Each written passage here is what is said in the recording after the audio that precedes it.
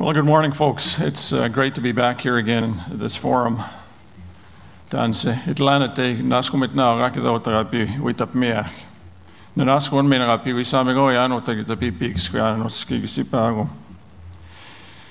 Thank you very much to New North for inviting me to come and present here and to share a few thoughts with you.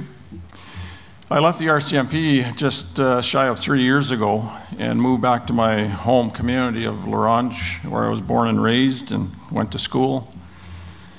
And obviously, you know, as a northerner, I always was and still am. But I guess having moved back, I've become, I guess, more concerned about what I see within our communities throughout the north. And some of the work that I did since my retirement really reinforced that, I guess, or confirmed what I was feeling shortly after I moved back home.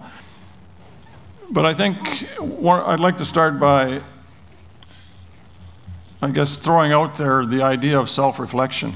And all that really means is that each of us, and I think now and then, maybe every day if you feel the need, but I think it's absolutely essential that each of us take the time once in a while to, and I say look in the mirror, that look in the mirror exercise, and ask yourself, you know, am I where I want to be?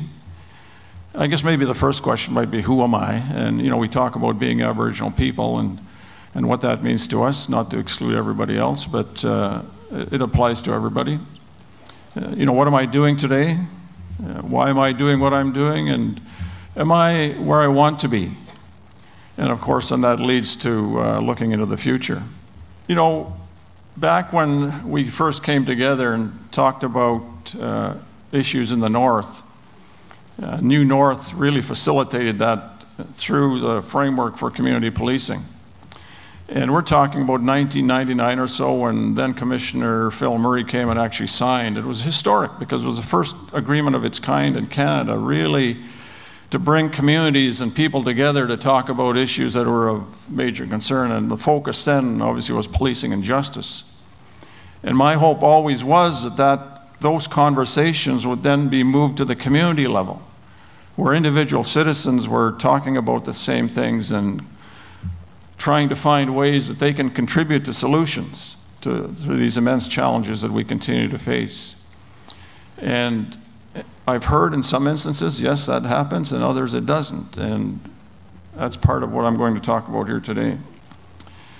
We have to ask ourselves, you know, have things changed?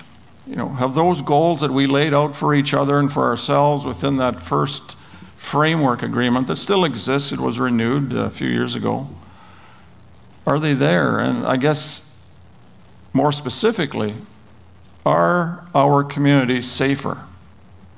Are they safer than they were back in 1999 when we first came together?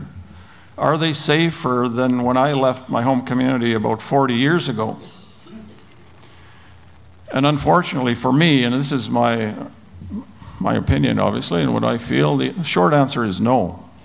And that's not to take away from the good work that's being done and the efforts being made on a day-to-day basis by individuals, by community organizations, by governments. But there's something that's missing that will take us to another level. So the missing piece, and this is me, this is my observation based on my 36 years within the RCMP in policing, and more recently my work with government. And as I looked at it and said, you know, what is it that's not there to the level that it needs to be? And it's engagement. We as individuals need to be more engaged with the issues, with each other, with our children.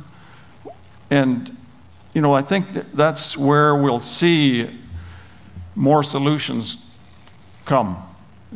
Let's not just leave it to the leadership. Let's not leave it to the formal committees.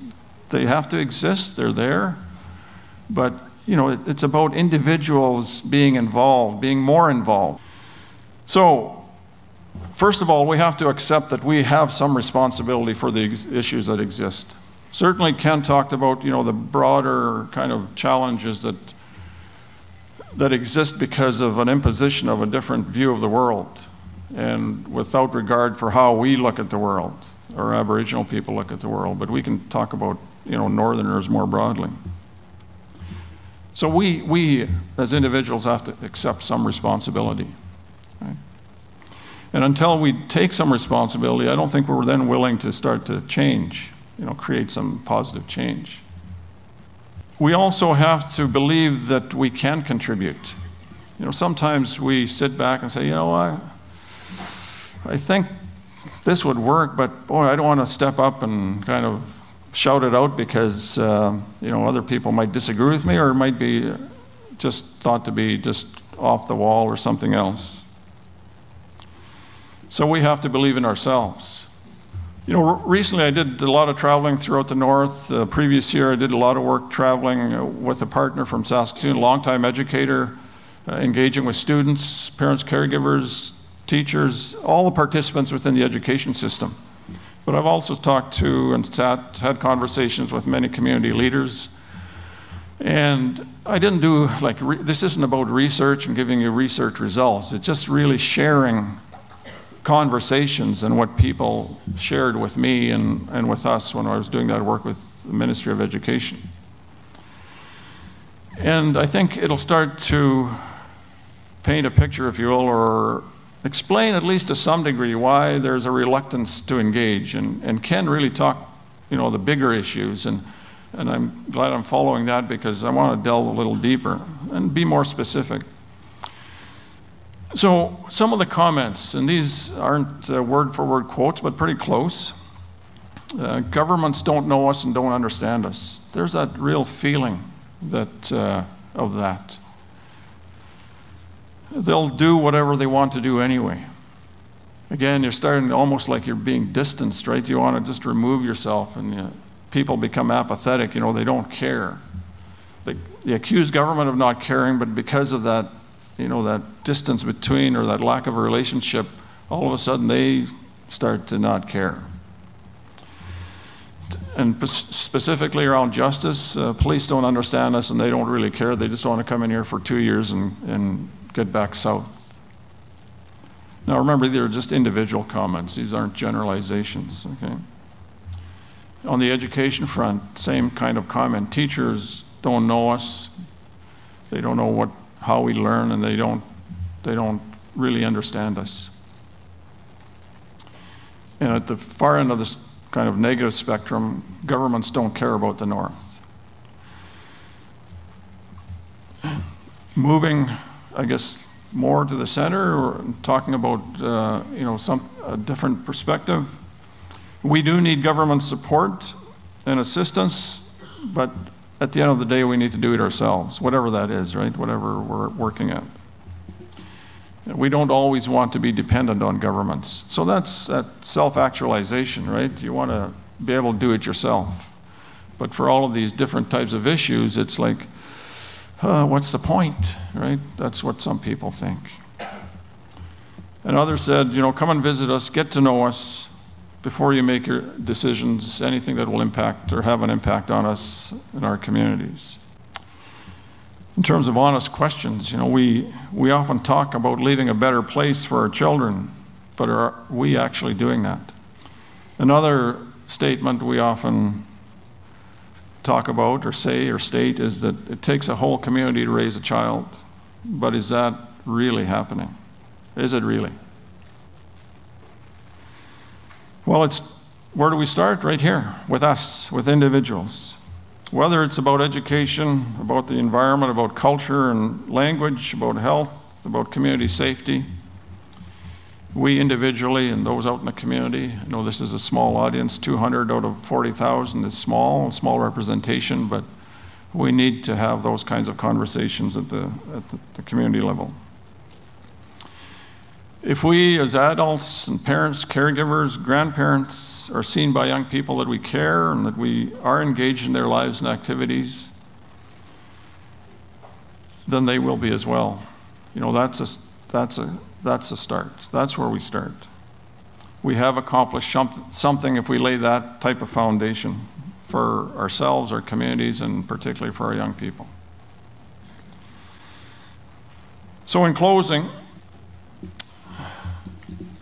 think we're doing okay for time, right? I want to challenge you. I want to challenge others in the communities that aren't here, and maybe you challenge them to think about your engagement, their engagement in these many challenges. You know, I don't want to belabor the point about the immense challenges that we face, but they're given right now. But I think there are opportunities. These forums create opportunities for us to recognize that there are others who think the same way, that we want that positive change. And there can be all kinds of strategies. There can be all kinds of money thrown at communities.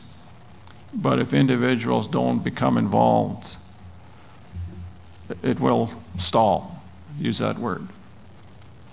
And as I said when I started here, you know, it's that, for me at least, that missing piece. How do we elevate it? How do we kind of get all that energy for change and thinking to another level?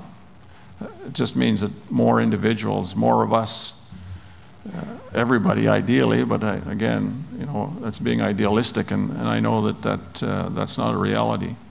More people need to be involved. More people need to be engaged. More need to speak out, to talk about these things in a progressive, more positive way. Because without that, you know, we're just kind of spinning our tires, to use that old saying. And not to end on a negative note, but because I see such tremendous work, such tremendous commitment, but that needs to be like broader. So let's get more involved. Let's get more engaged. Let's create that positive change that we all desire within our communities. You know, that power, that ability lies within each of us. So with that, thank you. Thank